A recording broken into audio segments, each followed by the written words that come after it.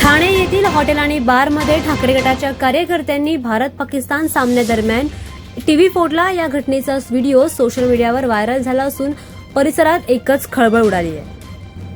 Bharat Pakistan cricket सामन्याच्या विरोधात घोडबंदर परिसरात शिवसेना कार्यकर्त्यांनी आक्रमक भूमिका घेतल्याचं पाहायला मिळतंय। घोडबंदर, ब्रह्मांडनागा, हिल टॉप हॉटेल बार आणि कॅलिफोर्निया हॉटेल बार येथील टीव्ही फोडण्यात आल्याची माहिती समोर आली आहे।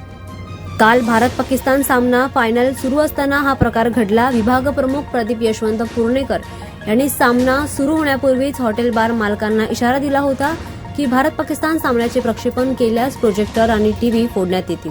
त्यानंतर ठाकरे गटाच्या कार्यकर्त्यांनी हॉटेलमध्ये जाऊन प्रत्यक्ष पाहणी केली।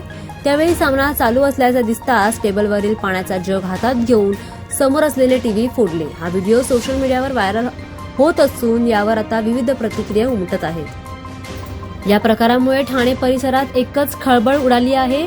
काही वर्षांपूर्वी बाळासाहेब ठाकरे यांच्या आदेशानुसार वानखेडे स्टेडियमची खेळपट्टी उघडण्यात आली होती। त्याच पद्धतीने शिवसेना स्टाईलमध्ये हॉटेल बार मालकांना समज दिल्याचं कार्यकर्त्यांनी सांगितलंय।